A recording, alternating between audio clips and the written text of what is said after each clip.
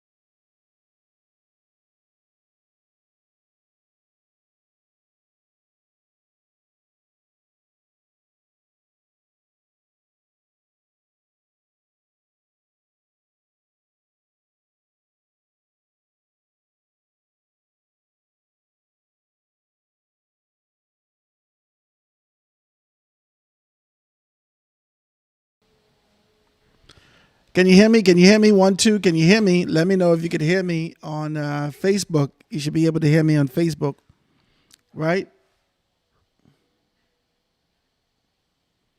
Can you hear me? Can you hear me in these particular spaces? Guys, let me know if you could hear me over on... let me know if you could hear me over on YouTube. Well, there's a lot of things that have been going on this weekend. I got to be able to check it for myself. If y'all ain't holler back at your boy, I got to check it for myself and see exactly what's what. There's a lot of things going on this weekend. Tonight, the PLP is actually going to be rolling out their national campaign and being able to identify and commence the day of the national campaign. That's going to be tonight. So essentially, I won't be on ZNS this evening on the rundown. That's going to be at 8 o'clock tonight. So they're going to take that slot, commandeer that slot, and be able to have that kind of a conversation with you from a national standpoint. It's great stuff. However, I'm not going to be there.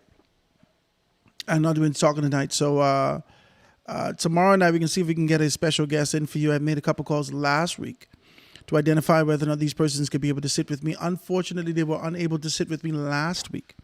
And so hopefully this week they'll be able to sit with me. Guys, something happened last week. I want to say this. I called Michael Alkidas to sit with me, right, on a Monday. I think I called him from the weekend, right?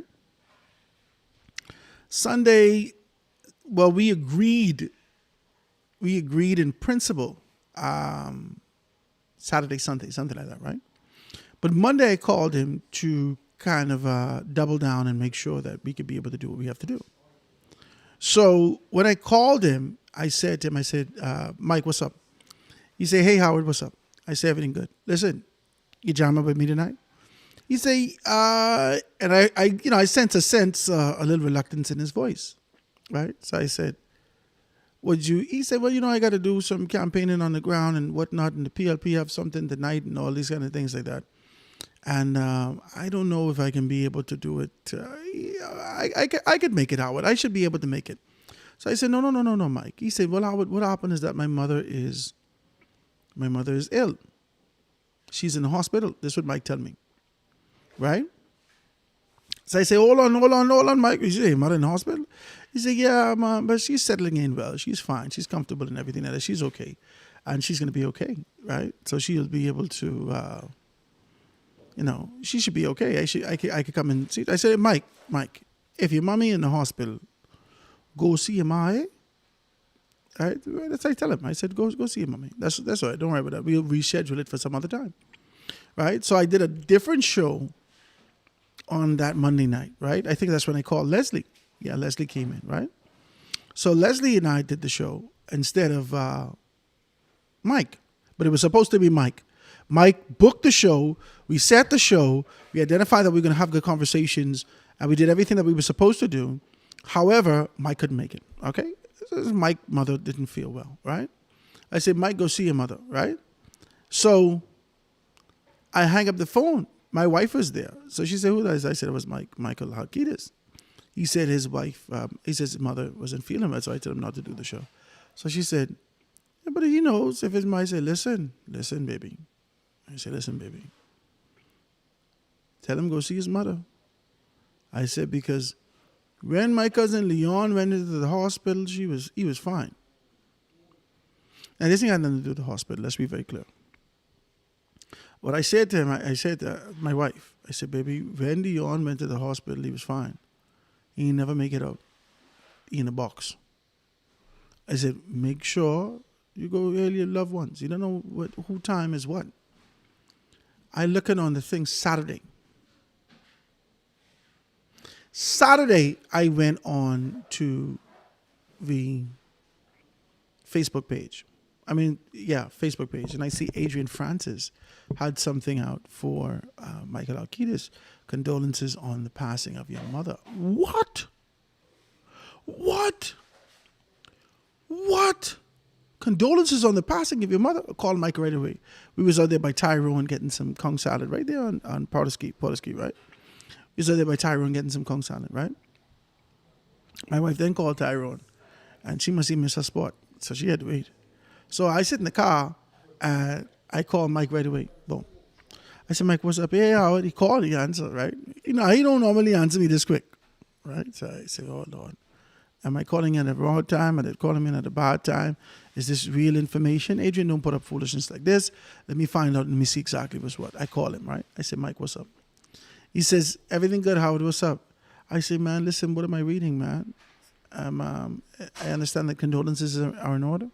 He said, yeah, man, Howard. Mother passed away. Me and you spoke on Monday. She passed away Tuesday. I said, oh, my God. Oh, my God. I could not believe that Michael Halkitis' mother passed away during that time.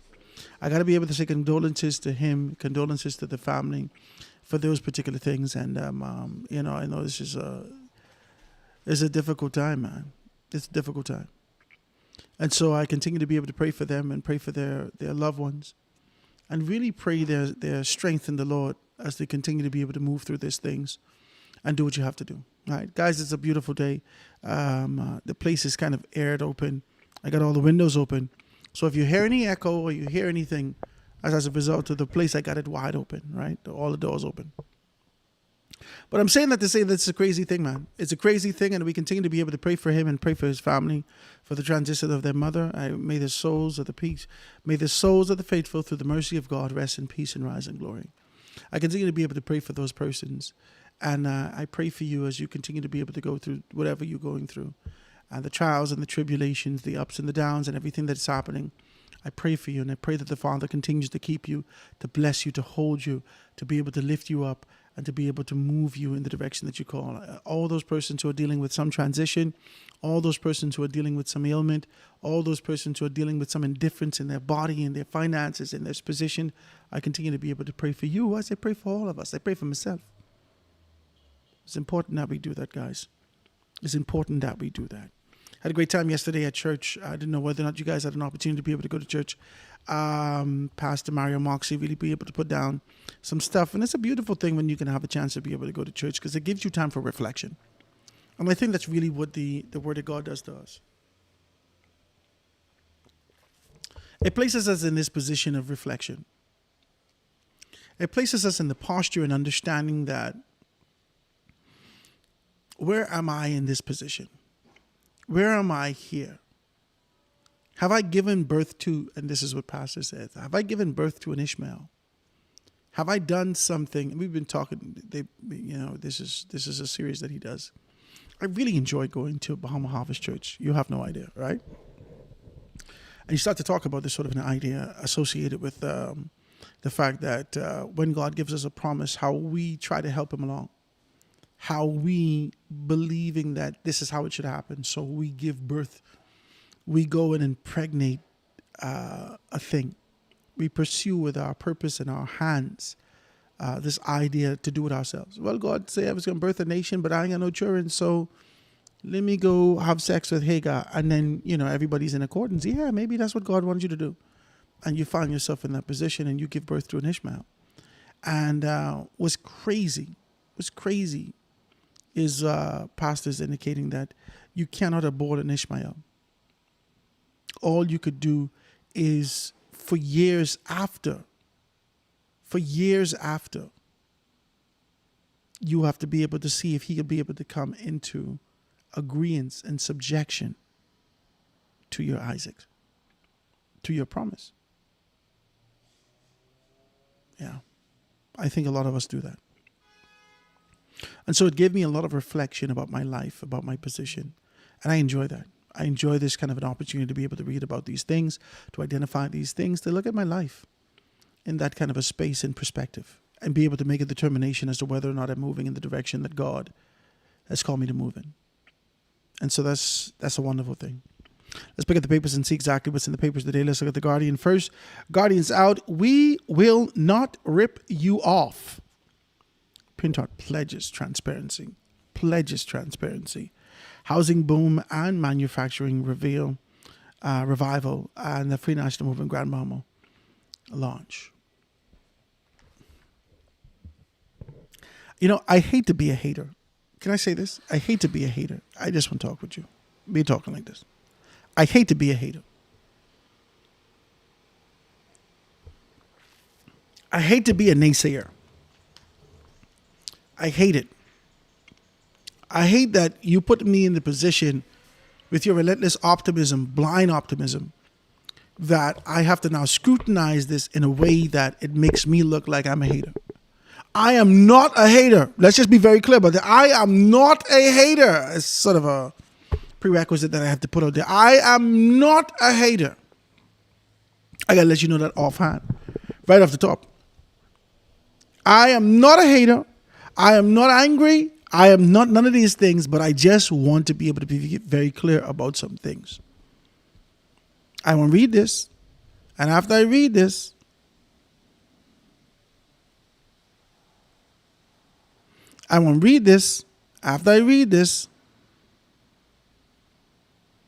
then we can make a determination as to exactly what's what. I am not a hater. Be very clear about something. Okay, so we sound good.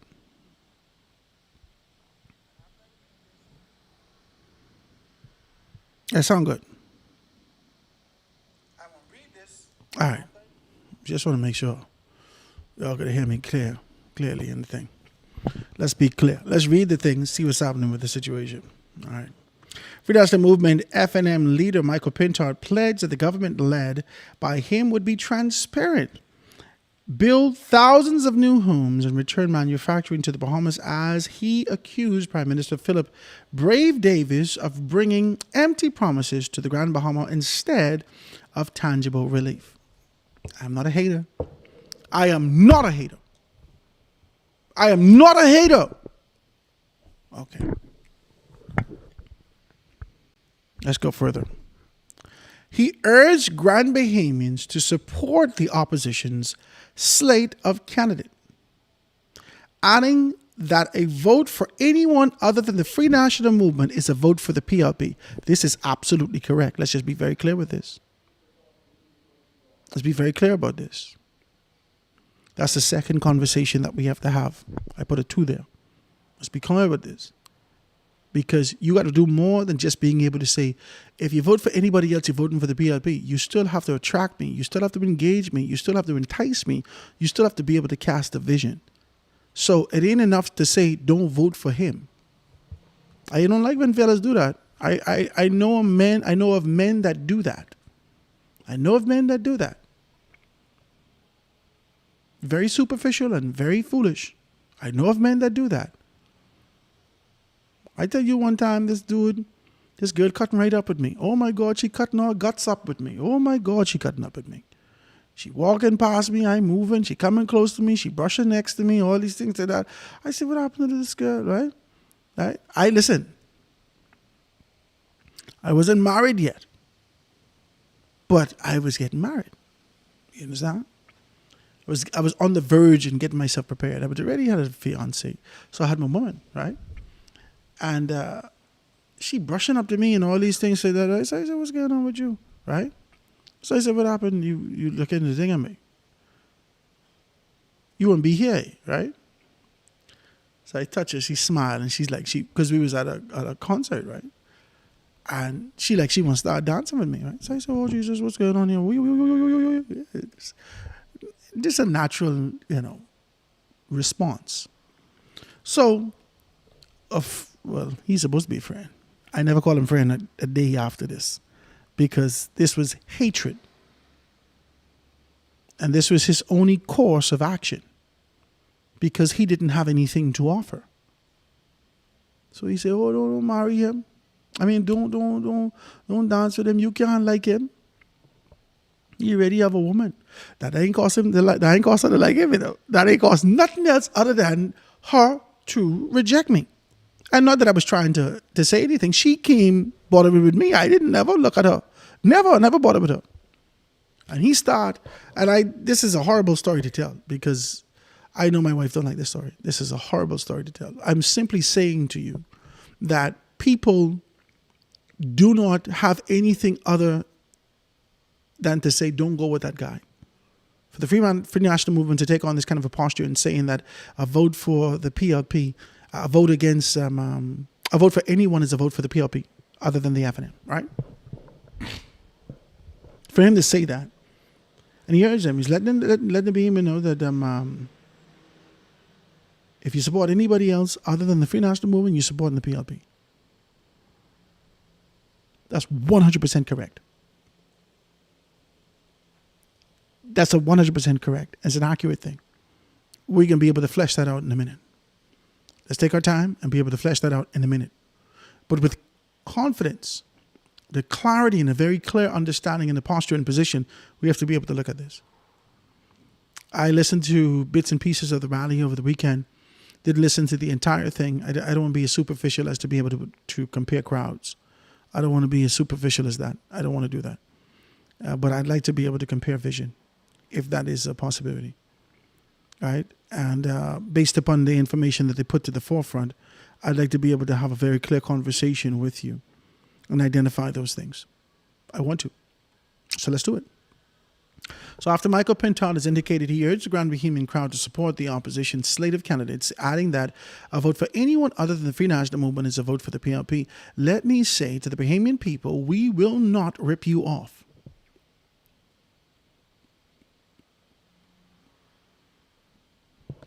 I got to put an asterisk there.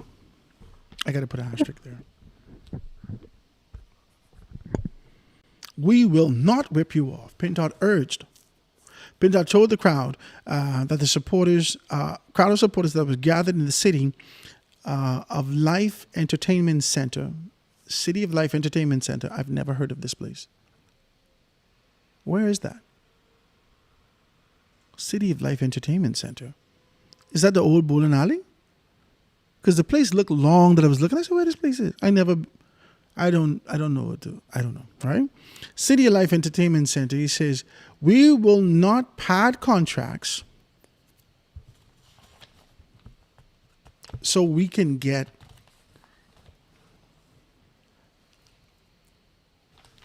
election contributions. We will not pad contracts to make sure that we personally benefit. We believe that Bahamian people should get value for money. Pintard said if elected, the F&M will be transparent with public expenditure and will remove value-added tax from essential items. Do we believe them? Let's just be clear about this. It's a conversation between you and I. Nobody here. I asking you. Do we believe that the Free National Movement can ever take anything off of anything ever? Hello? Hello, somebody. Can you hear me out here? That's just a question I have for you. That's just a question I have for you. Do you believe that the Free National Movement can shave any money off of anything at any time ever in life and history?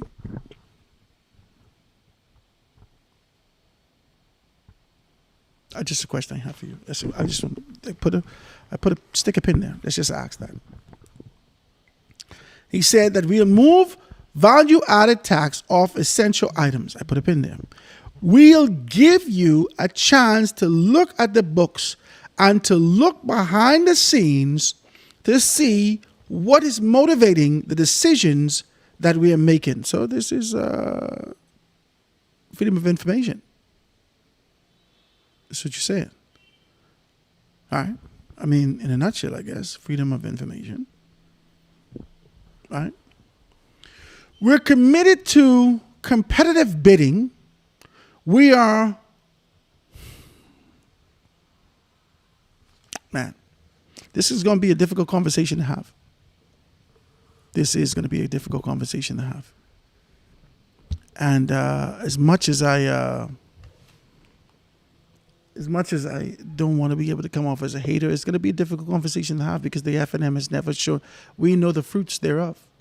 We know the fruits that you've presented to us historically. We know the position that Grand Bahama was in for a very long time. We know what you've given to Grand Bahama. We know that what you've done. We know the fruits thereof. We know. There's no two ways about this. We know what you've done in Grand Bahama. We know what you continue to do. We know. You cannot kind of jive us with this situation. We know. And it's going to be a difficult conversation to have with you if we can't have it in honesty. I see some text coming through. My windows are open, so if you see the thing flying up, that's as a result of that. Okay? Let me see if I can look at this. Let me see. Pinta talking foolishness. They had the whole hog and did very little. He knows that the COI is causing them. Yes, he does know. He says, and that was the question that we have, as we had for months. Who will the COI cause? Of course, it'll cause we talked about this already. Let's talk about this. For all the young fellas who watching me on TikTok and all, they can learn some things today. We can talk to them about politics and how the nature of politics runs. Right? They blowing smoke. They ain't done none of this before. Grand Bahama was maybe and still is F&M country. Yeah, Grand Bahama. I don't think Grand Bahama is going to shift their position from their support to the Free National Movement. But let's just be very clear about something. Okay? Because I can leave this window open, so let me just fix that. Let's be clear about something.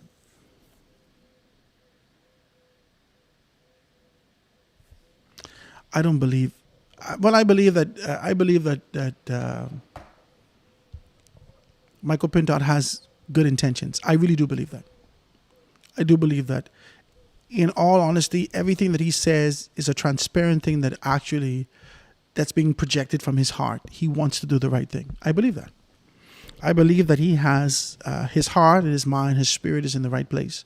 And he has a desire to be able to attain these particular things, not just for his legacy, but for the Bahamian people, not just for his political organization, for his community, for the Bahamian people, for his legacy, right? He wants to do a great deal. I believe him. I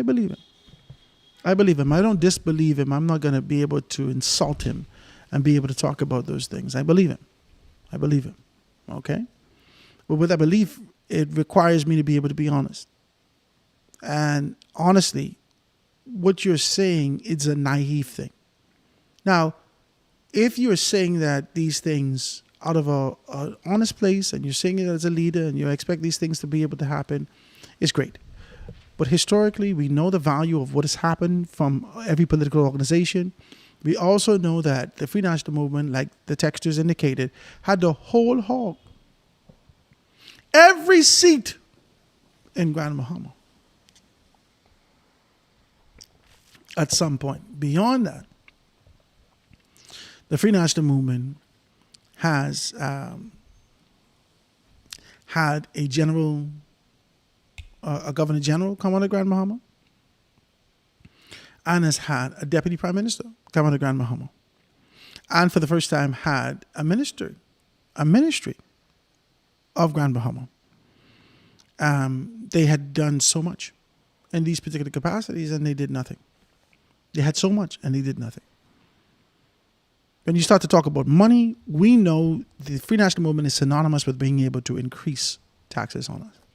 We know that.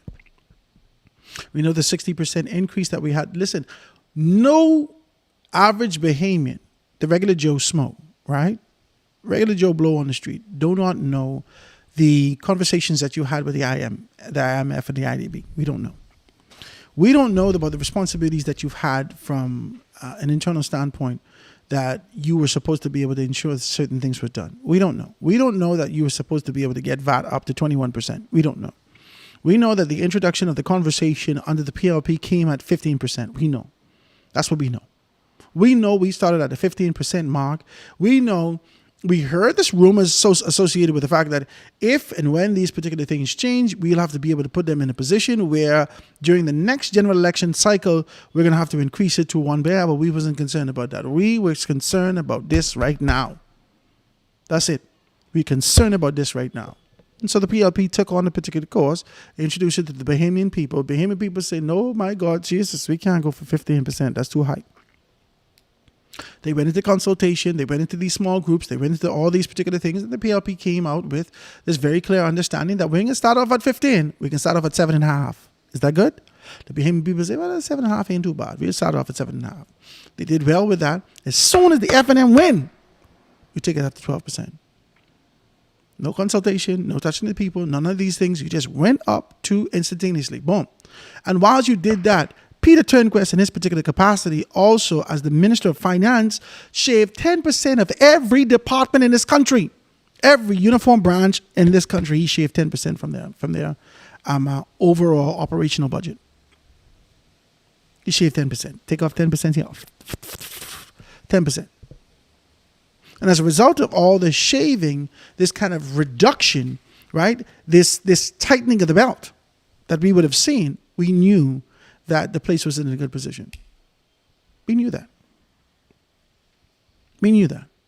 Now, your responsibility, and this is why it's called you the Foreign National Movement, you know. This is why it's called you the Foreign National Movement, because I cannot condemn you or give you a tongue lashing for the responsibility that you have to ensure that we pay our bills nationally. I cannot condemn you for that. I cannot. I cannot say to you that that's a bad thing. I cannot. It'll be a foolish thing for me to take on that posture. You understand the importance of paying bills. You understand the importance of being able to deal with what you have to deal with from an international standpoint. You understand the importance of being able to ensure that you're always in good standing with your bills from an external standpoint. You understand these things. We believe the PLP understand it too. But the PLP's core concern is its people from a socialist standpoint. Now, sometimes it don't feel like that. Sometimes you are overwhelmed with a desire to be able to get some more stuff. Why the PLP ain't doing more things? Why hasn't the government released more things, so forth and so on? But if you look in comparison, if only in comparison, if you look in comparison, the PLP is a socialist government. Their concern is always people-based first.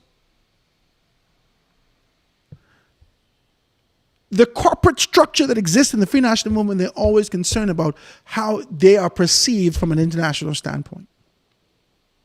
And so they take care of those particular persons. Everything that they would have done over the course of the past 15 years, If we look at it and scrutinize it, it has supported an external arm of business being able to come into the country, which ain't a bad thing, because that's their MO, that's their approach, it ain't a bad thing. Nobody cussing them for that. The Freedom of Information, the Commercial Enterprise Bill that required persons to be able to do a certain amount of things. If you didn't do it within 2 weeks, then instantaneously things would happen like this. Then that wasn't a bad thing. This isn't a bad thing. If we look at that and we look at the ease of doing business from a international standpoint, and I think we rated at 124 at a particular time, it wasn't a bad thing for them to make this decision. But simultaneously, people couldn't eat internally. People was in dire straits internally. People weren't getting their pay. They wasn't getting their promotion. They wasn't getting their things. They wasn't getting things done. The one person who did significant promotions within the government sector was Marvin Dames.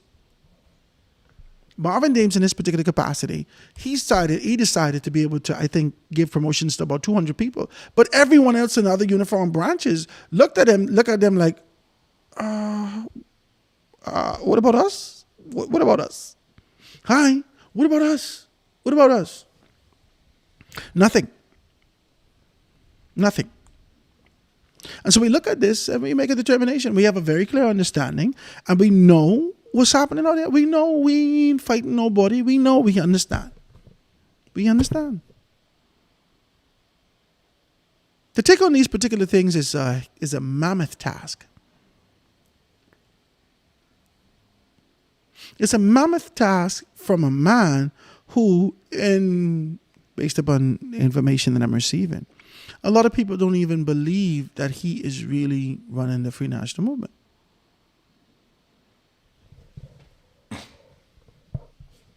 Can I say that? Is it okay to have this kind of a conversation? Do you want to stop? Is it too much?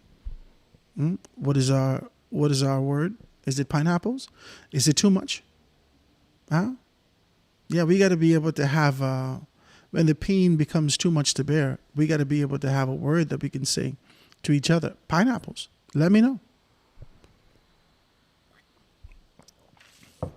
If it's too much to bear. If it's too much to bear, let's just have a very clear conversation. Good afternoon, Paulette. Paulette says, hey. Hey, good afternoon, Paulette. Hope you're well. All right, guys, I'm on TikTok and we're on Facebook and we're on YouTube, right? Now, let's be clear about this. I don't know if people believe what Michael Pintard says. I believe Michael Pintard had the greatest of intentions. I really do. I believe that. I believe that Michael Pintard has a capability that he can be able to do a great deal of things. I believe that. I believe that. I do not believe that Michael Pintard will see a great deal of his utterances come to the forefront and to fruition simply because of he is the blood of an Englishman. Yeah. He's Jack in this story. He represents, after he would have climbed this proverbial beanstalk up to success into the proverbial political clouds, and now he could actually attain the golden goose, the golden egg, the goose that lays the golden egg, and running off to be able to capture that, there is mammoth monsters around him, and the story is not going how you think it will. The mammoth monsters says, fee, fi, fo, fum, I smell the blood of an Englishman, of an FNM. And these mammoth men that exist in the clouds, they exist. This is their realm where they live. I'm giving you vision. I'm giving you a visual today. Hubert Ingram lived in the political clouds in this country. He doesn't visit here. He lives in the political clouds in this country. Brent Simonet lives in the political clouds in this country. And so, as the blood of an Englishman that climbs up to this particular beanstalk and trying to be able to identify what he could be able to capture and take down back to the people, the fellas jump in and say, fee, fi, fo, fum, I smell the blood of an Englishman, of an FNM. And he is captured. His imagination is captured. He is starstruck and stricken into these particular positions. He understands the nature of how things exist, and they intrigue him with the possibility of eventually being able to live within the clouds himself. And so he delivers you a man's portion of what his vision is, which is a great thing. Don't get me wrong. I like his vision, his concepts, his ideas, his articulation, his determination. I like how he believes himself. I really do. I like it. This is a great thing. It's a great thing. However, all of us have identified men that have ascended up that beanstalk and never returned. We've identified. We've identified men. Now, the only way that they get, we ever see them on the ground again is when they get cast out of those clouds, unceremoniously discharged, like Perry Christie.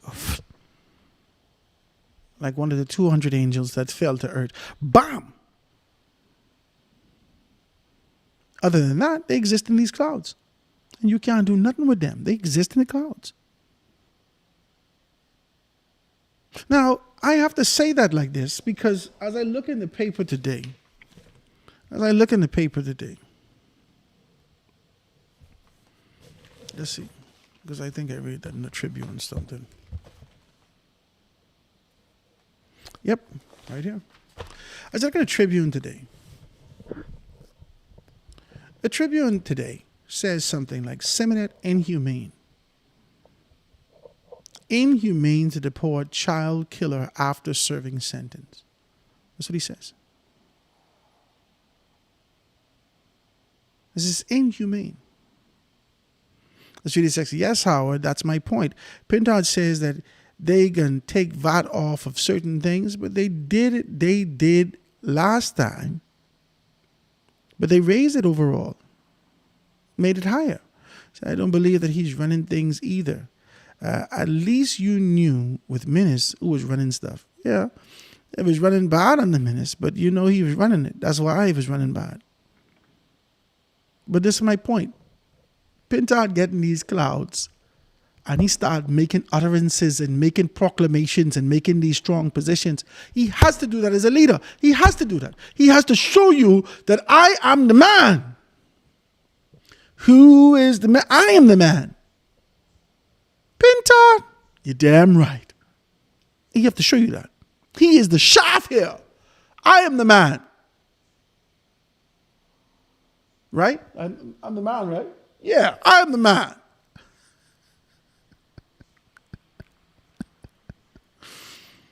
I think it's strange. Fee, fi, fo, fum. I smell the blood of an Englishman. Climb up the beanstalk. Get there. Finally, some men live there. One of the men that live in that cloud, that live above us and float above us, that is larger than life, figuratively speaking, financially, politically, and otherwise, larger than life, exist in these clouds. Brent Simonet, former immigration minister, former deputy prime minister, current financial mogul, big time, descendant of political royalty, enshrined into the core of the Bahamian history, unshakable, unmovable, Brent Simonet. Brent Simonet today said something that you don't need to say. Brent Simonet is 70-something, maybe 70-something. Let's call him 70-something. I think he's 70-something. Comes in the paper today, former immigration minister Brent Simonet said the deported convicted murderer, Chris Ferguson, the fellow who choked the little 12-year-old girl, rape her, stick something in her mouth, and rape her to pieces as she was screaming and kill her. In the dark, on the ground, in the bush. They find the girl with the thing wrapped around her neck, dead. 12 years old. Young gal. She ain't even a biddy. She's a baby. Young gal. had no intentions, no desire, no implications, nothing of these. Break the girl in and murdered her. Murdered the girl. Young girl. They find the thing around the little girl's neck, wrap around her little black cloth or something like that, something stuck in her mouth, and the thing around her neck. Dead! Dead! Flipping gone. She dead. We cry for her. I cry for her. Because I listened to these stories. The fella said he heard her scream and didn't know what it was. He heard something coming from the bush. He didn't know what it was. She was dying. And then she was gone. She was no more. For this stinking, nasty, no good, dirty dog. For his pleasure. All these cows around here, these hog and these chicken, he gonna murder the young girl. Yeah, because that's what he is. That's what he into. He was a monster. You should go look for an animal. Yeah, go deal with an animal. Go look for a barracuda. But he going to look for the little girl. Adriel. Adriel Moxley, former immigration minister Brent Simmons said that deporting convicted murderer Chris Farrington after he completes his 40-year sentence for killing Adriel Moxley would be inhumane. How the hell I get your damn business? You lucky that we don't get a firing squad and light him up now. He better give God praise. We should protest. We should have a referendum and to light his ass up. Anyway, sorry, I don't mean it. I'm sorry. I tell you, I got daughters. Forgive me for cursing like that. I light him up and then set him afire, just like how they're doing Haiti. Put him in 4 tires and light him up. What y'all into? What y'all into? How people playing with criminals? They don't care about you. They don't care about nobody. I mean, around here, it's inhumane. Inhumane for the baby girl? How the hell he get in this conversation? Fee, fi, fo, fum. That's how he getting it. Because he's a giant, larger than life, that exists in the political clouds in this country. And when he seeks to be able to impose his influence, his position, he will. And we have nothing that we can say about it. We just take it. And now, being able to identify this and lend his voice to a discourse that has nothing to do with him as a 70-year-old man, and pray to God that he sees another 15 years, 20 years in this country, at 90, 95, 25 years. Even then, in his frail state, if he's still with us, God spare his life. This still has nothing to do with him. Nothing to do with him. I am 45 years old this year. God spare my life. In 40 years, God spare my life, I will be 85 years old. Today, I don't care if you all take him out and deal with him. I will help throw a rock. He ain't gonna be no martyr though. He ain't gonna be St. Stephen. We'll take him out. I will be right there and proud that I throw. Yeah, man. He without sin cast a before you could say bust him right in his throat because he wrong. He wrong. He wrong. Light my rock on fire, please. He wrong. And Brent Simonette, who is living in the proverbial clouds in this country, can lend his voice to anything, but he decided to lend his voice to this. And there is even further complexity because this man is a Ferguson.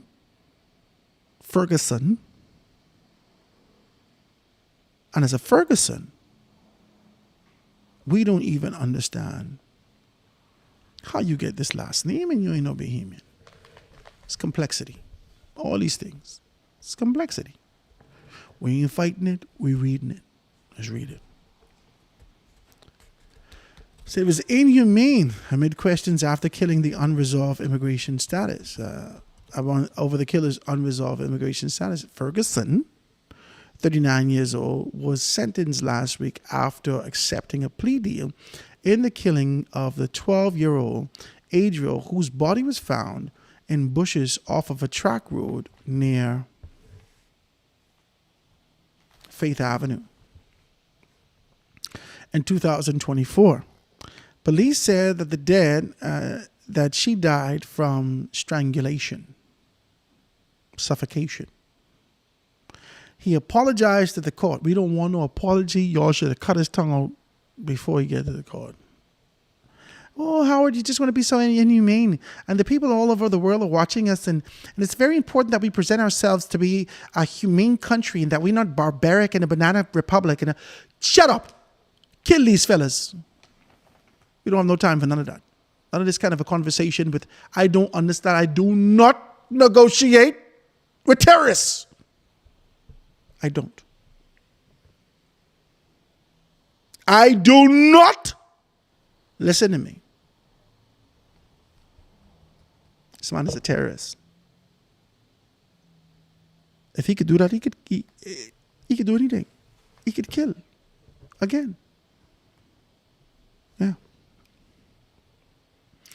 Immigration officials later confirmed that Ferguson, a Haitian national,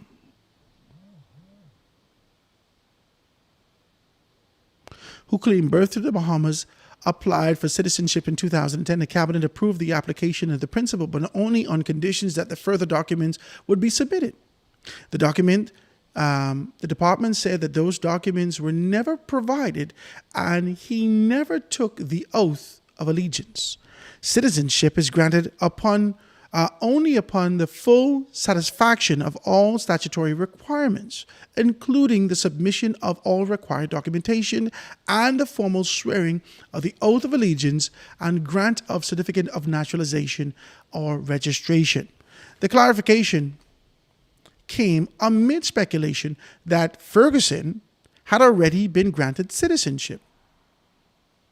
Mr. Simonet said that the case highlights a legal and moral dilemma over what happens when a long-term resident completes a lengthy prison term decades later. That's a gray area immigration faces. He's got a 40-year sentence. He's likely going nowhere. He'll do his 40 years. He'll be 70-year-old man. He'll be 80 years old because if he's 39 now. All right. Well, technically 8 months is a year. Anyway, we ain't getting into the technicalities of it. He'll be a 70-year-old man. Let him stay the rest of his natural days. If he survives jail for that long. For what? Let him stay for what? He don't want to be here now. Send him to where the place is the Americans sending the people.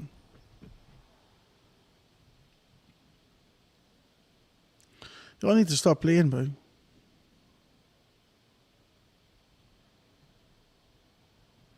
Y'all need to stop playing. Y'all need to stop this foolishness in this country with this sort of an idea that always appeals to, and then this is the spirit of the Free National Movement, always trying to be able to give this sort of an idea that we are in compliance with international rules, regulations, and laws, that we are decent people, we're not indecent, and you can be able to trust us. Listen to me. The rules and regulations that govern sovereign spaces such as the UK and other spaces such as America and so forth and so on, they have their way of dealing with their criminals. Now, this is not a conversation about sovereignty and whether or not we have autonomy and whether this ain't none of that. This is the worst of the worst in my book. Any death is the worst of the worst. Any murder is the worst of the worst. Okay? We've denigrated, degraded, and being able to devolve as a society where we feel that we can identify what is the worst of the worst. How are we waiting for these people who live in cozy cul-de-sacs to make a determination as to what the worst of the worst is? I live in Village Road. Every time a gunshot go off in Camp Road, I could hear it. And Fox Hill, I could hear it. I right in the middle there. A Camp Road and Fox Hill. Pop, pop, pop, pop, pop, pop, pop. These people live almost a world away. We got to go run to them and ask them, is it okay that we do this? We came to a determination that, listen to me, America's taking out fellas. America taking out these fellas. And we can't? No, it's time for us to make a determination and being able to take back what is ours, man. But because Brent Simonet lives in the clouds, he gets to be able to say these things and let the fella stay. Stay for what? Stay where?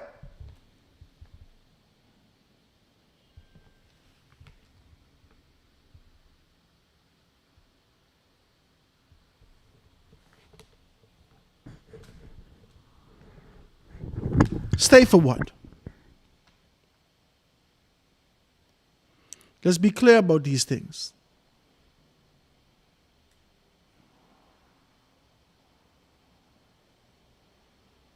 Let's be clear about this now.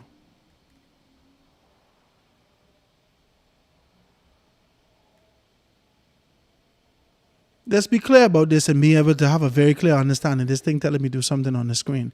Oh, please forgive me while I do this.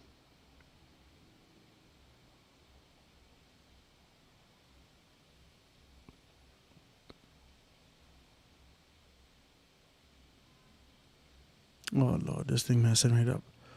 I just want to be very clear with you as I say this, okay? And I hate to do this, and I hate to segregate our society and being able to identify these things, but I have to be able to be very clear with you, okay? There's some people who will never engage and see and identify some of the pain that we endure in this society amongst ourselves as blacks. Now, I don't want to make this about black and white issue. I don't. That's not what this issue is about. This is about right and wrong, okay? There is a position that exists here, and Chris Ferguson is not a Bahamian. That's the first and foremost. There's no two ways about that. Chris Ferguson is not a Bahamian. However that happened, whatever he would have gone through, he is not a Bahamian. He's not. And we have to make a determination as a people, as a country, as a nation, how we're going to rectify this issue of relentless murder that is happening in our country. Let's just be clear about this, guys. There's no two ways about this. Let's be clear about this. What are we going to do as it relates to the relentless murders and the spillage of blood now snuffing out our young ones in the bush like an animal?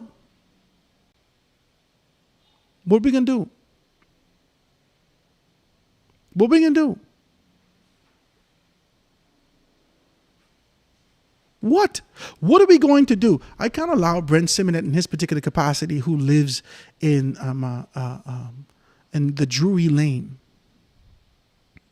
the proverbial muffin man that exists in this country, just to be able to say anything casually because he has a microphone in his face and make a determination based upon the background that he's had and the cushy lifestyle that he's had, the access that he's had, the capital that he's had, the ability that he's had, and without consideration of what exists in our communities. Did you see the issue that the mother faced?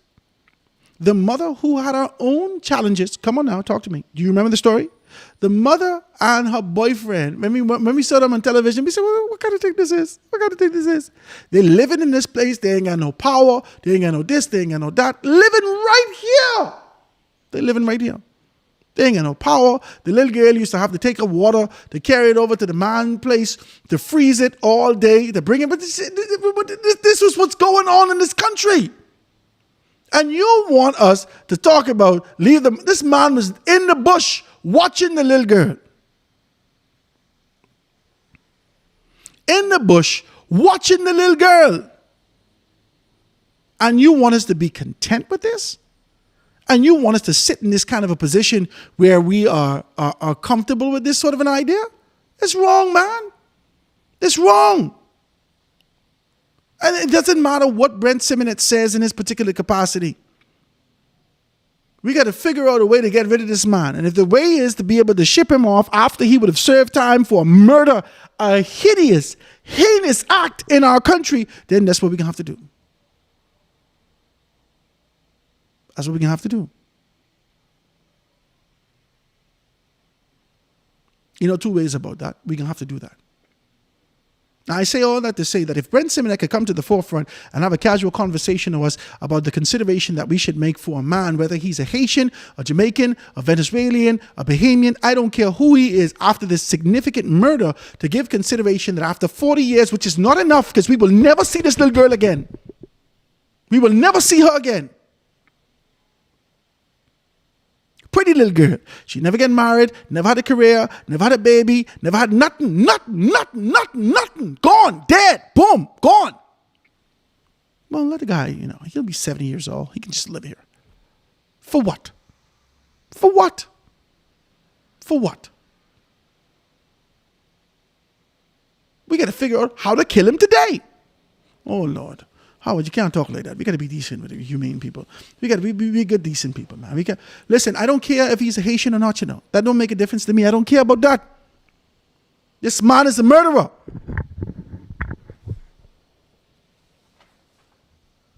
Haitian don't make a difference to me. He is a murderer. He's a murderer. And as a result of his relentless acts, and being able to make a determination of what's happening, he need to leave. We can't be doing this, man. We can't be doing this. It's enough of this. It's enough of this. It's enough of it. That's why it's going to be difficult for me to be able to believe anything that Michael Pintard says. Because if you are merely the blood of an F&M, merely the blood of an Englishman, and they are a towering beast of men, mammoth giants that exist in a realm that you are just visiting, how can I believe that you will be able to enact these particular things? How? How? Michael, I don't want to get into this conversation. I just want to ask you, man, how? How can I believe that you could do everything you say you could do? How? You can't even put the candidates where you want to put them. I just want to be decent with you, Mike. This ain't for no row. But I got to ask you these questions. And if you could answer them, and praise Jesus. But if you can't answer them, we have to ask ourselves another question. Why the hell should we vote for you? And you see, it's hard to be able to create friends in these realms, It's hard to have a friend as a politician, because you always have to consider their feelings, their emotions. These guys are sensitive guys. You always got to consider their feelings, their emotions. Do I say something wrong about this guy or whatnot? And then I have to reject the fact that I have to ask questions with clarity for the Bahamian people. I got to be able to put that. I got to forget that. I got to forget that. I got to ask questions for the Bahamian people. I got to forget that. Michael, you couldn't put the people where you wanted to put them. One, I'm certain, based upon your enthusiasm. Now, nobody tell me this, and I ain't got no insight, and I ain't in the F&M business. Nobody's called me and informed me about no F&M nothing. They don't bother with me. They don't bother with me. They leave me alone. They stop talking to me. I block some people. I tell them I don't want to hear nothing from y'all and your F&M business. Please don't say nothing to me, right? This is the honest to God truth. Honest to God truth. But as I look at this and I look at what has happened, right? As I look at these and I look at what has happened, I feel like Rick Fox was your choice. It wasn't the best of choices.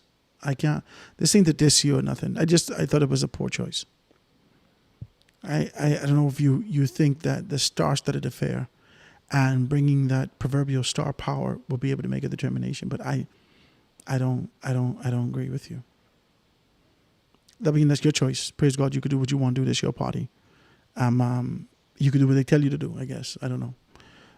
But as I look at this was a poor choice. And I just want to ask these questions. How can you say that you're going to be able to build 1,000 homes and there's going to be a housing boom? That's what it says here, right? Pintard pledges transparency, housing boom, and manufacturing. A revival for Grand Bahama, right? I just don't understand. I don't understand this. I swear to God, I don't understand this. I swear, honest to God. And I hate to talk to you all like this, and I feel like I don't understand this. I don't understand this. It don't make sense to me. Half of the people who live in Bahamia move out. So many houses foreclosed in Grand Bahama. Under the former administration of Perry Christie, there were homes that were built in Grand Bahama that people ain't moving yet. How do I know? My father-in-law is a contractor. He had hell getting paid under the Free National Movement. I think he would have gotten paid under this administration for homes that he would have built. 5 years he didn't get paid under the Free National Movement. For years he didn't get paid under the Free National Movement for homes that he built under the Christie administration in Grand Bahama. Right there close to the Region Center. He built maybe 3 or 4 houses. I'm telling you, I ain't asking you, I'm telling you. He built these homes and people still ain't moving in yet. People moving out of Grand Bahama. All these things happening. These people can't find jobs in Grand Bahama. There's no entertainment in Grand Bahama. There's nothing happening in Grand Bahama from a financial standpoint. You can stand up on the stage and tell the people you can build houses. Who the hell can pay for these houses?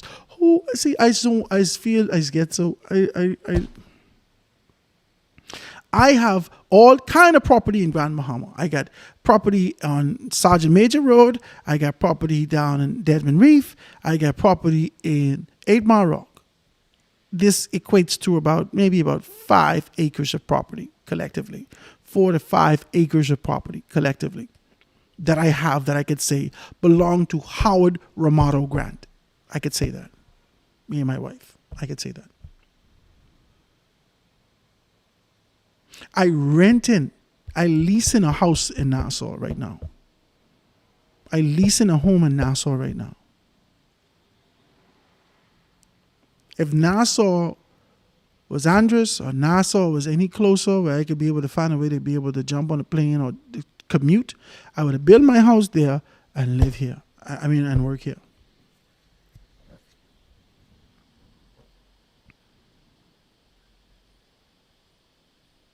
I can't build a house and lease a house here. I don't have it like that. Not just yet. Give God praise. I don't have it like that. How is Michael Pintard seriously going to be able to tell people about a housing boom? After they build these houses, how can they maintain them? How can they sustain them? How can they sustain themselves? This is a very clear conversation that I'm having with you. I want to believe Michael Pintard. I believe that he has great intentions. I really do. I really do believe that he has great intentions, but he has an issue. There are 2 giants of men that exist above him. And all they smell is not a leader. They don't smell anything other than the blood of an F&M who pledges allegiance to these men. That's it. And so when you see Brent Simonette coming out and taking on this kind of a posture, you see Peter Turnquest coming back, being able to take on this particular posture, and you see these men kind of climbing out of the woodworks and being able to articulate certain postures and positions to be able to lend their influence and their posture or their capacity to the collective psyche of the Bahamian people. You have to ask yourself some questions. Why? Why, after all these years, we got nothing from you, but today you feel the necessity to tell us about a murdering man who happens to be a Haitian? Why? Why do you feel the necessity to be able to pop up in the media and have a casual conversation about the need for Dr. Hubert Alexander Minnis to be able to be eradicated entirely from a political standpoint? Why? Why? I don't understand. I just don't understand. I don't understand. Minnis ain't bothering nothing. Minnis ain't bothering with y'all. Minnis ain't bothering with y'all. Minnis ain't bothering with y'all.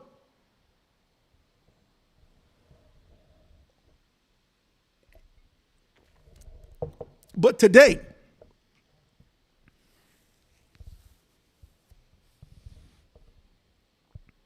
we could be able to have a casual conversation about why Minnis needs to go. Any vote, this is the core of his conversation for me. Any vote And that is absolutely correct. Let me say this to the Bahamian people. Okay, that's what he says. He said, Pintard spoke to the Sprout on Friday evening in the candidate's lawn. He urged Grand Bahamian people to support the opposition slated candidate, adding that a vote for anyone other than the Free National Movement is a vote for the PLP. Y'all has just dumbed down every political conversation. Just dumb down. Or just dumb it down. Like, they see the electorate as a bunch of dummies. You do. Every single one of you and your predecessors only identify Bahamians as a bunch of dummies. That you can't even explain anything. Either you's a dummy or Bahamian people is a dummy. And for the purposes of being able to get a good zinger and a good soundbite, let's just be able to, oh, a lot of people gone. Let's just be able to do as we have to.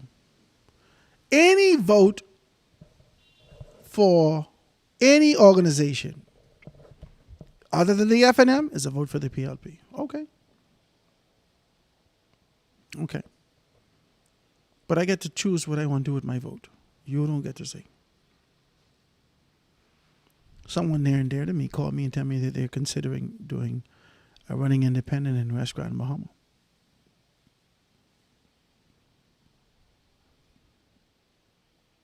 They asked me if I would be considered to run West Grand Bahama. I said, no, I give no consideration to that at this point. The most I think I could get is 600 votes. Oh my, hey, listen, the most I think I could get is 600, maybe 650 votes. And all I'm doing is making sure Kingsley get inside. The masses won't jump on. I don't have enough money to be able to craft a campaign and be able to release a message that could hit the minds, souls, spirits of my Bahamian people, my 8 Mile Rock, West Grand Bahama people, for them to understand what we're doing. I am not going against, if I go as an independent candidate, Howard Grant will be going against the FNM and the PLP. I won't be going against people. I won't be going against Omar Isaacs or Kingsley Smith. I'll be going against two political organizations, the Twin Towers in our constituency, in our community. You can't beat them. You can't beat these guys. You just can't. It ain't about beating them as individuals. Individuals, they can't take you. You good. They can't take you blow for blow. None of them. However, the backing of their political organization gives credence to their stance and their position. And if you decide to be able to go against these individuals, you're going against the party. And some people in 8 Mile Rock, West Grand Bahama will not have you going against the FNM, nor will they have you going against the PLP. Historically, I cannot remember a time there was an independent candidate out of the constituency of 8 Mile Rock. I cannot remember a time. I don't know there to be a time that there was an independent candidate that was able to capture the minds and the imaginations of the people of West Grand Bahama and have them run. I will not waste my time on an independent ticket, lose $400, all kind of chicken. I have to feed these people chicken.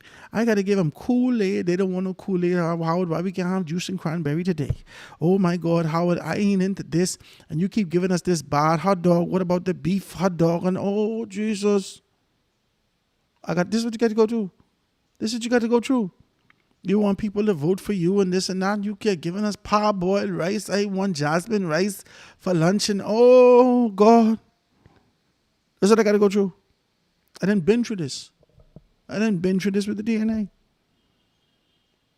How would I walk with you every day for the past 3 weeks and I never asked you for a dime, but my rent is due now and I need something for rent. I need $300. And if you can't do that for me, I can't even make no sense me walking with you. I told you from the get-go I had no money, That's what you got to go through. The best I could do is 650 votes. The best I could do. That's the best I could do. That's a hell of a campaign. That's a hell of a campaign. It's the best I could do. And then I got to stay around for another 5 years. The next go around, I could get 1,200 votes. I could get 1,200 votes next go around. I know that.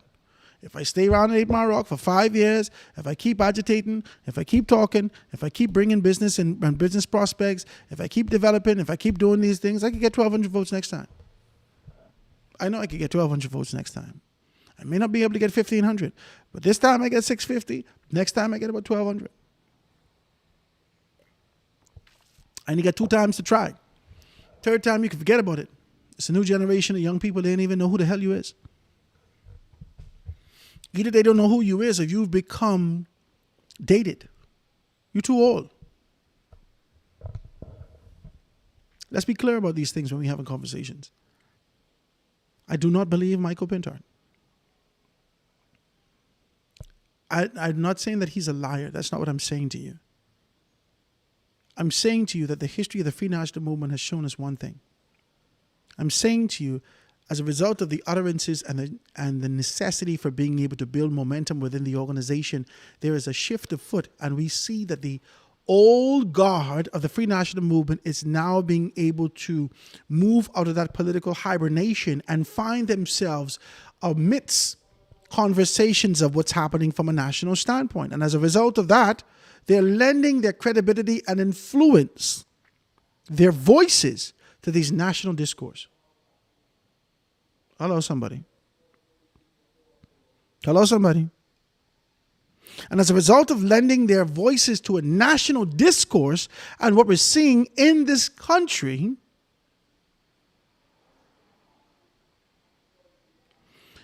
they're looking to make a shift.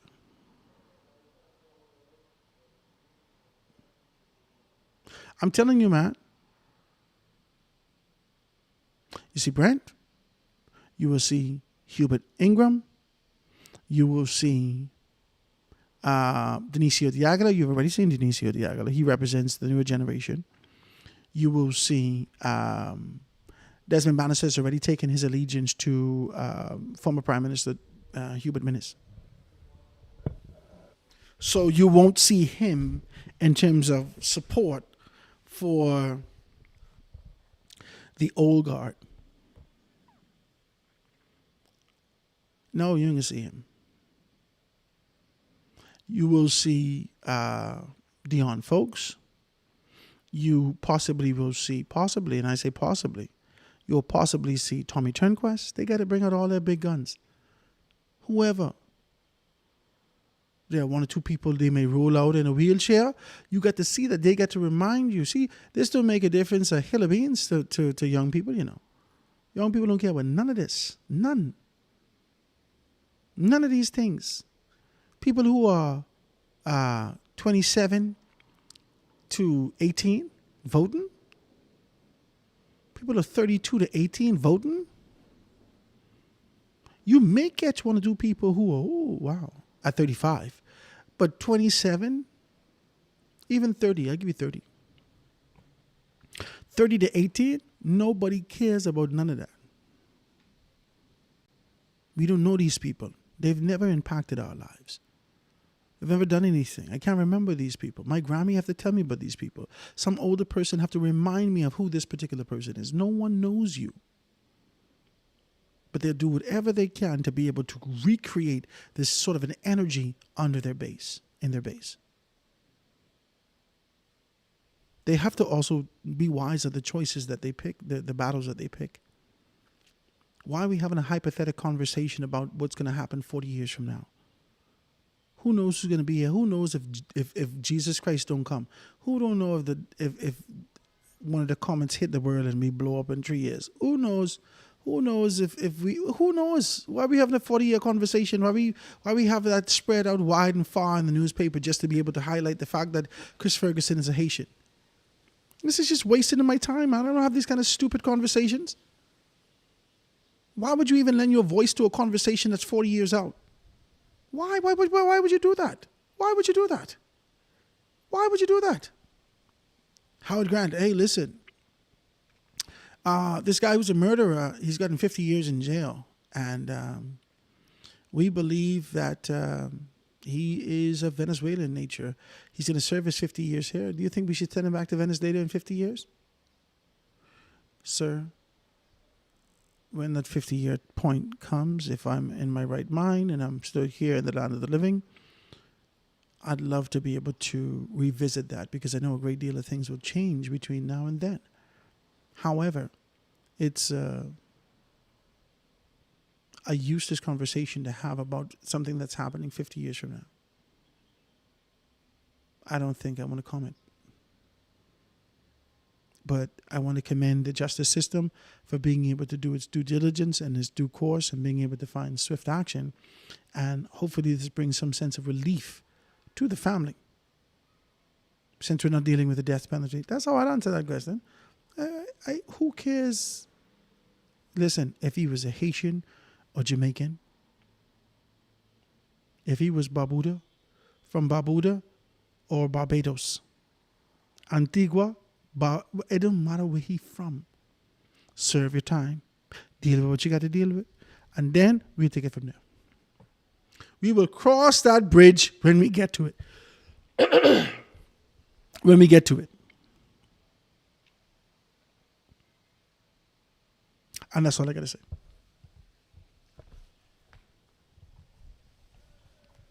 That's why I don't believe Michael Pintard. I can't believe him because I see Brent say things. I can't believe him because I see Dionisio de Aguilar. I can't believe him. I cannot believe you. I like him.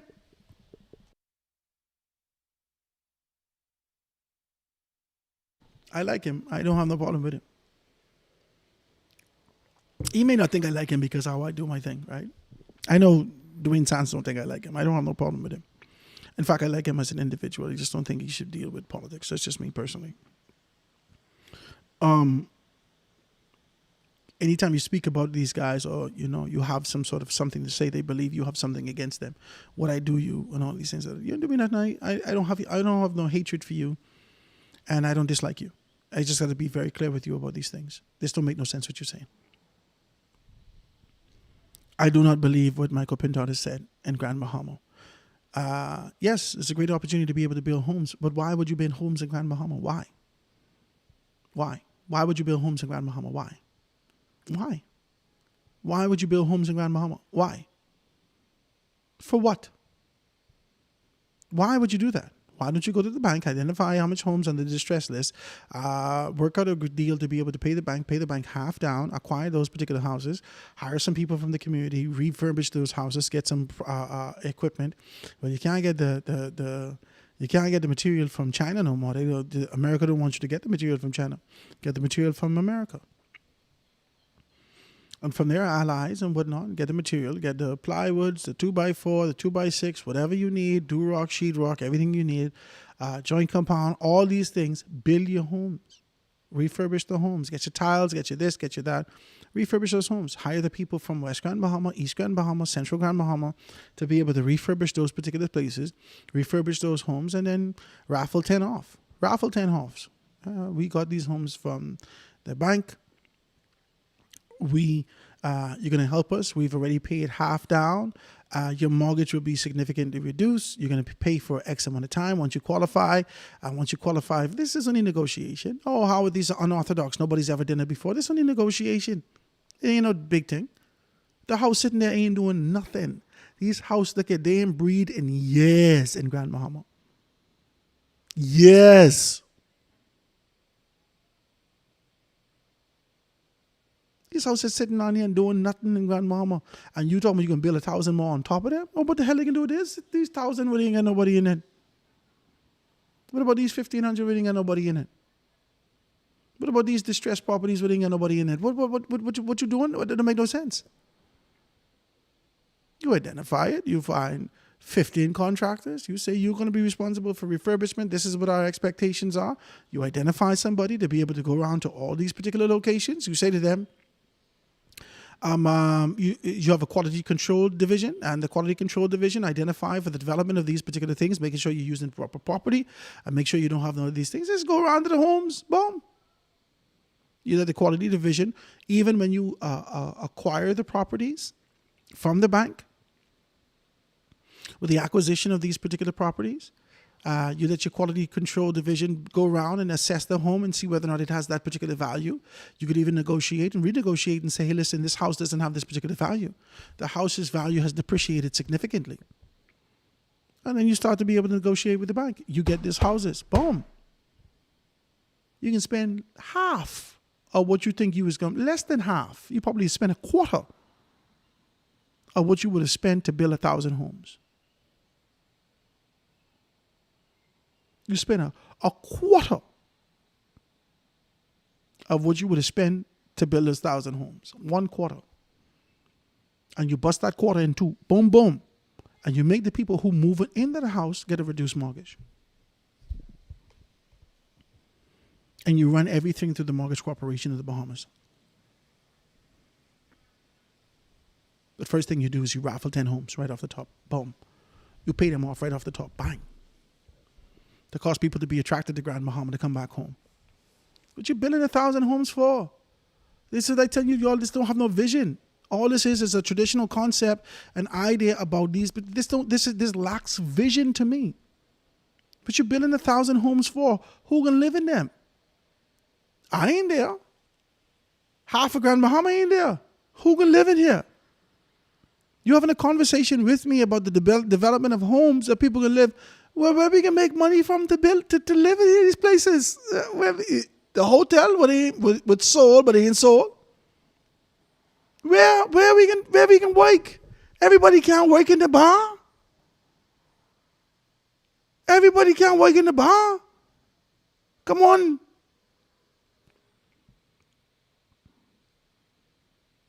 Y'all got to be more creative than this, man. The Free National Movement needs to be more creative. The PRP needs to be more creative. They're going to be more creative than this. These things are only conversations. It doesn't matter if you've done it before or haven't done it before. This is only conversations. This is a negotiation. This is the path that we're taking. This is not difficult. We can do this. We can do this. This is not difficult at all. We can do this. I promise you, we can do this. Give us a chance. We can do this. Revival in Grand Bahama doesn't start with putting new things on top of old stuff. It don't make sense. You can't put new wine in old wine skins. It doesn't make sense. It doesn't make sense.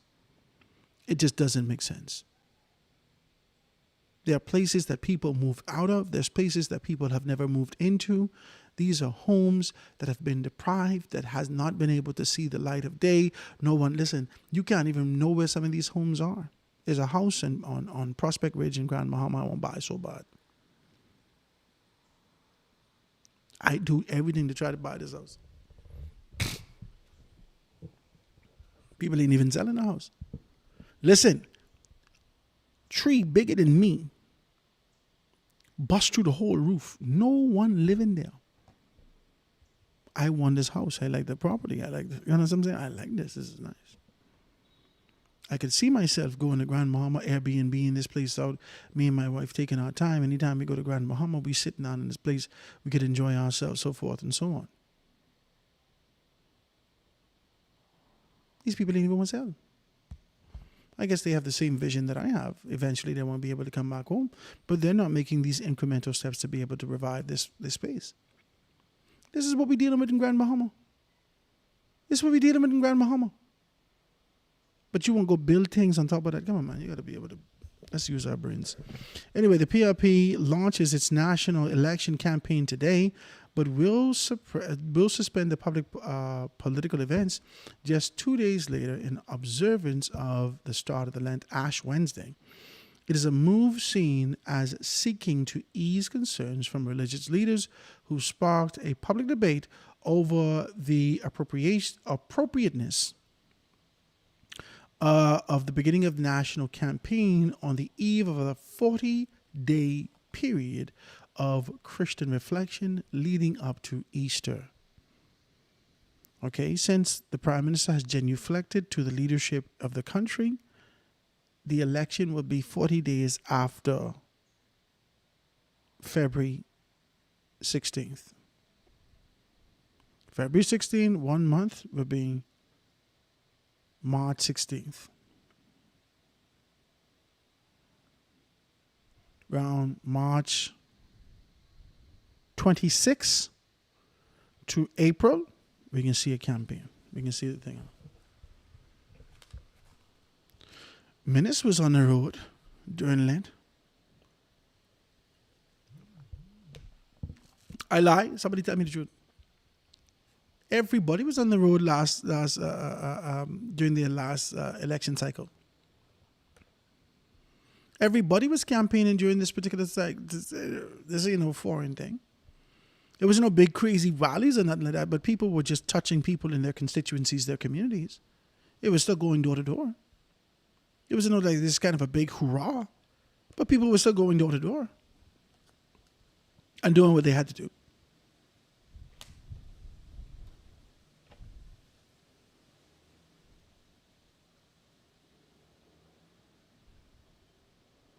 Easter's April 5th.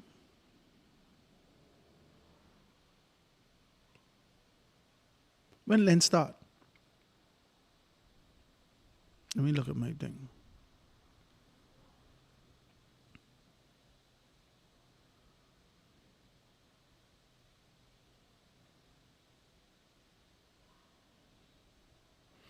The beginning of Lent 2026.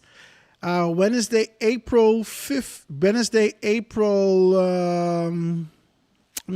February 18th through April 2nd, 2026, which represents 40 days at Lent.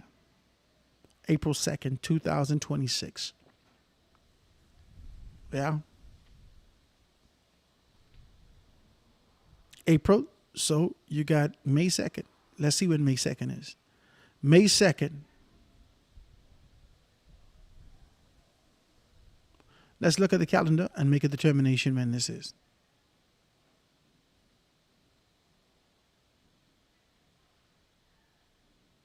Hold on.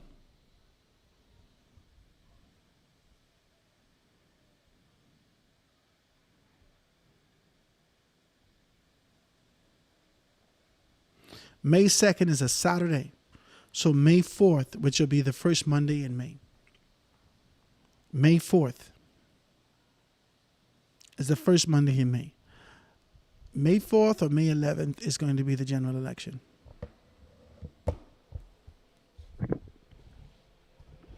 That's how I feel. That's what I envision. May 4th or May 11th is going to be the general election of the country, the Commonwealth of the Bahamas. May 4th or May 11th is going to be because May 10th is Mother's Day. Mother's Day is May 10th. May 11th, what better gift you could give to mommy than victory? Amen? General election in the Bahamas. I believe that. If it's not going to be that, it's going to be the week before. This is interesting, man. I want to thank you guys for being able to tune in with us today and being able to have a conversation. PLP convention at Bahama, 6:30 to 9. The official launch of the PLP 2026 campaign is going to be there. Somebody sent me something. Let me see what this sound like. Somebody sent me something. I don't know if this is a PLP something. Let me see. 34 seconds. It sounds like it. Let me see.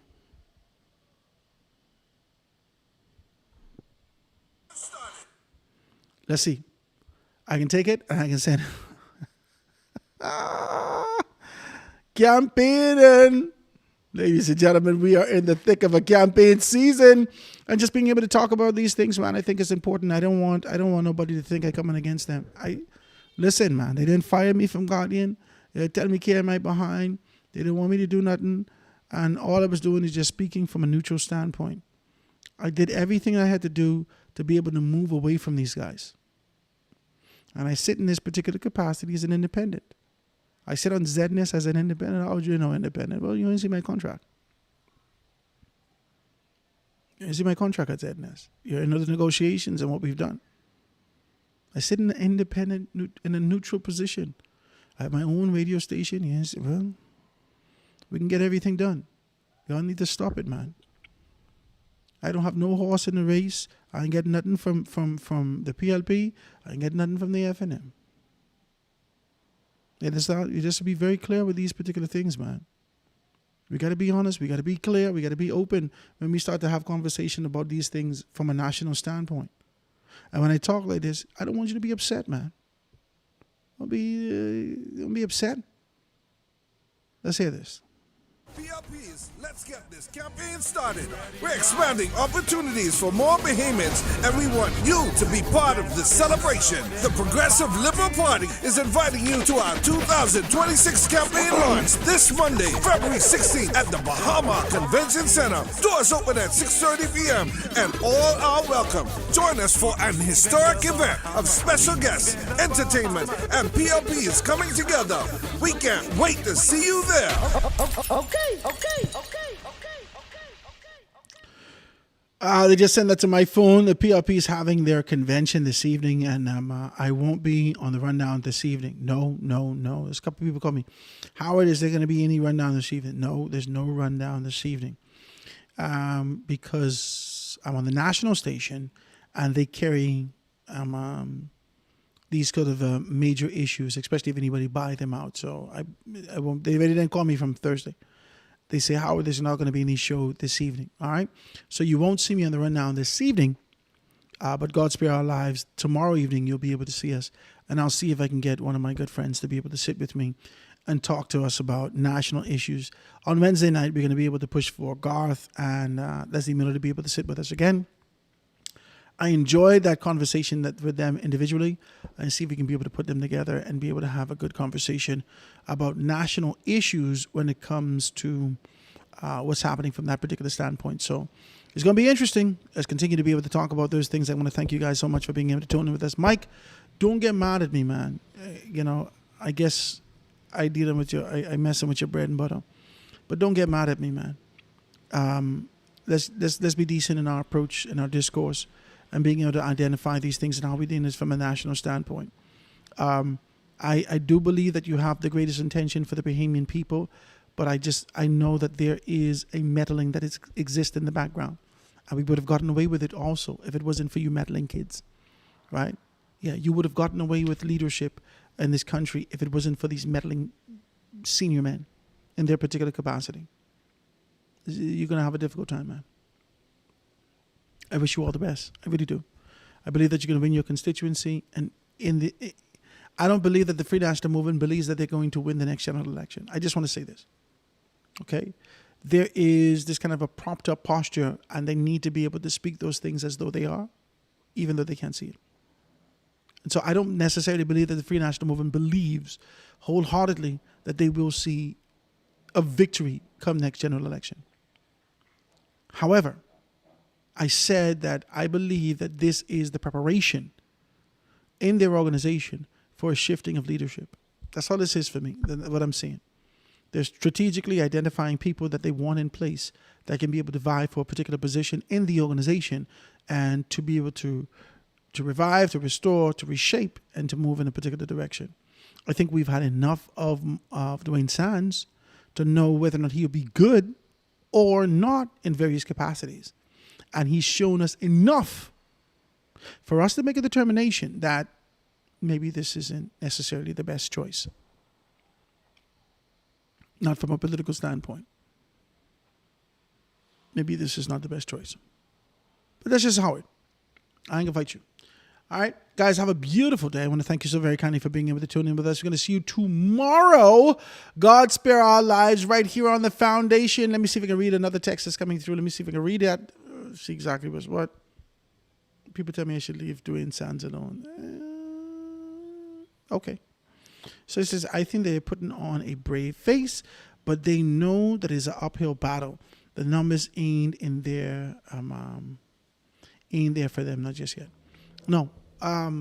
Yeah, before we go, let's just talk like that for 2 seconds. I'm hearing some sentiments that say that I can't vote for the PLP. I'm hearing some things that come out of certain quarters and quadrants that I can't vote for the PLP. I'm hearing that. And I can't deny that I'm hearing that. I know that the PLP will have a challenge on Grand Bahama. I know that this is the FNM's Fort Charlotte. This is their fort. This is where they push the enemy off. This is where they have all of their cannons and everything. This is the Grand Bahama for them. Okay? I believe that the PLP will have a challenge in Grand Bahama. I believe that. I believe that. Okay? I believe that my good cousin, Kingsley, is going to have a challenge. I believe that Ginger's challenge is, you better hope to God that Marco Pine, who launched his campaign today, let's see if we can play that. Marco Pine, who launched his campaign over the weekend, officially, you better hope that he doesn't stir up enough steam in the constituency that if he could only capture that 1,000 votes again, then praise God, you did well. But if Marco Pine is in that kind of a position where he could be able to get more votes, ooh, this is going to be something else. This is going to be something else. It's going to be a difficult thing for you. Okay?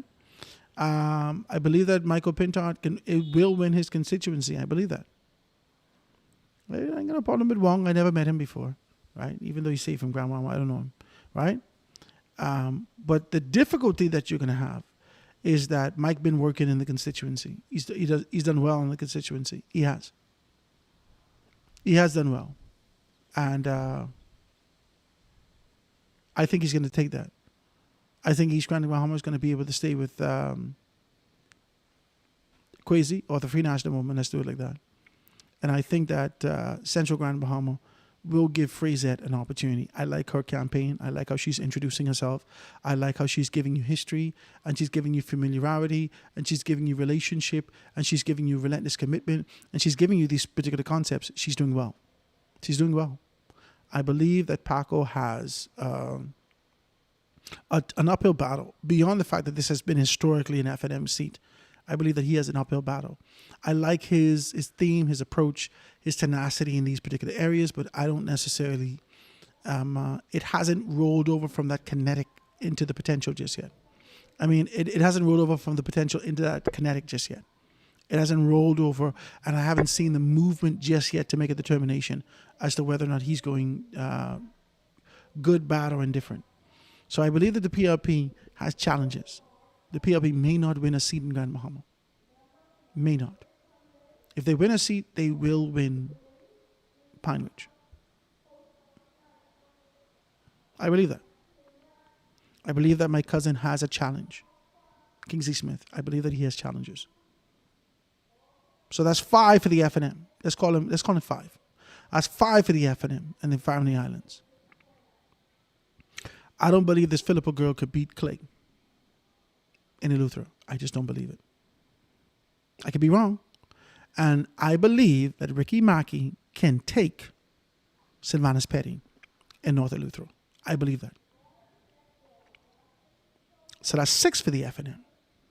I don't believe this Boodle girl could win in North Abaco. I don't believe it. I don't believe it. I don't believe she can. If Kai Mills doesn't win, Kai Mills will lead to an upset in that constituency.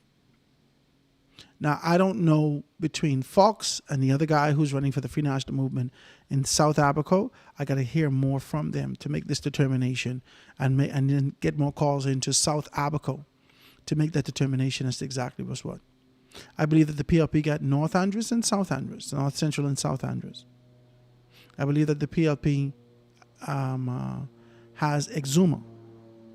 As much as I love Moxie in that particular capacity, I believe for what investment has been played on the ground and what exists in those particular areas, I believe that the people of Exuma are invested in what Chester is doing, and I believe that his investors are also invested in what Chester is doing in that particular capacity, and I believe that they will ensure that he retains this seat. You got a lot to go up after.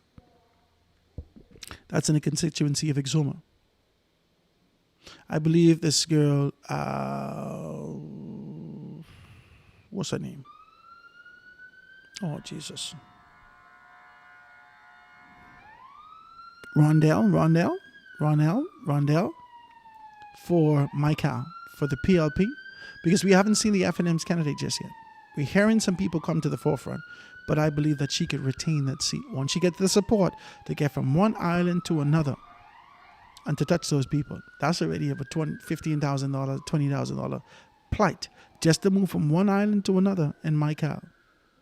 Maguana, Inagua, Crooked Island, Acklands, Long Key. That's a lot. That's a lot. Okay? And the Prime Minister's already has a Cat Island. That's a done deal. Long Island, Renika, as enthusiastic as you are. Long Island!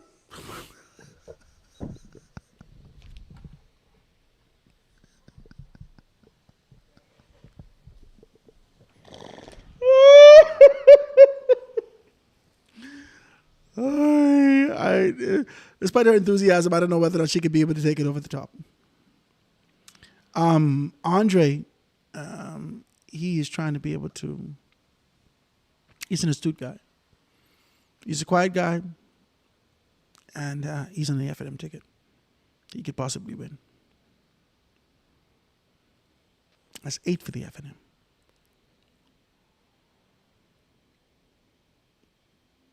I think we counted, last count, it was about 9 for the FNM and the Family Islands.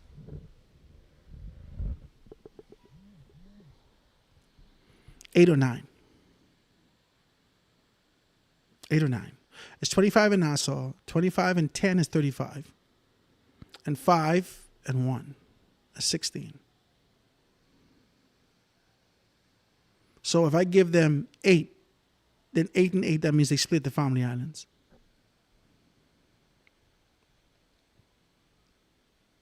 But when you come to Nassau, it can take the PLP route. The center of the city getting back with the PLP. Now, this thing would be no landslide victory. This a holy man election. It's a holy man election. This thing would be no landslide victory. The FNM they can come out with at least about 14 to 16 seats. But I believe that the PLP will win it by their chinny chin chin. Let's talk further about that, guys. Be a part of the conversation tomorrow, 827-0111, 827-0111. Have a beautiful day. Enjoy yourself in decency and in order. I'll see you guys tomorrow, God's spare. Like I said, there's no rundown this evening. But tomorrow night, we can be jamming in that particular space anyhow. Let me see what this say. Hold on now. Every time I get out here, you sending me a text. Let me see.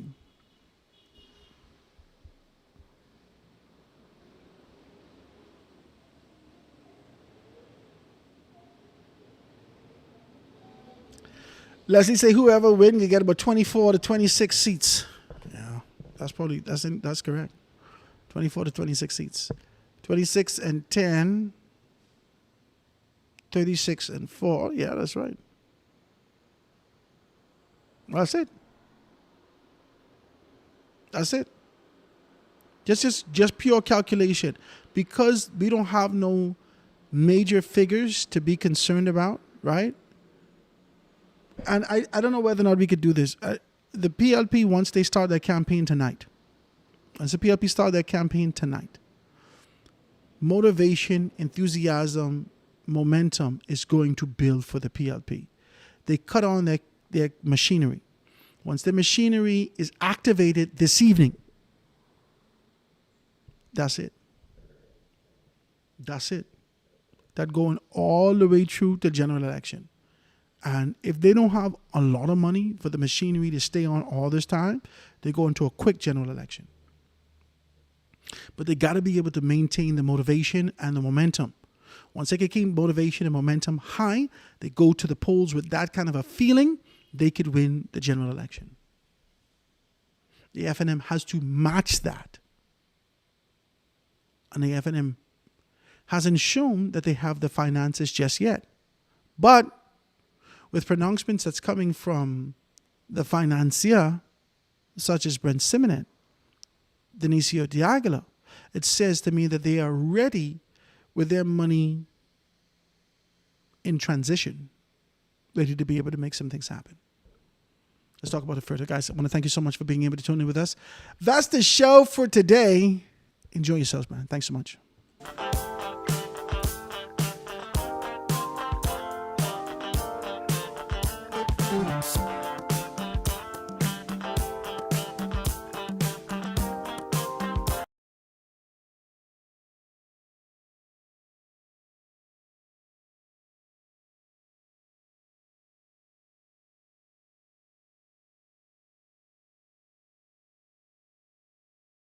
Class will not divide us, but conviction will unite us. I have a dream that the oligarchs will remember we must all eat, that the brown-faced neo-colonialists will remember who they are and whose they are. I have a dream that fraternities will build beyond internal architecture into a national bond, that the walls of design will give way to the bridges of brotherhood, not a fraternity of symbol, but a brotherhood of substance. I have a dream that we remain focused, that we stay in our conviction and remain fearless, that we double down, fortified, to return this Bahama land to the foundation.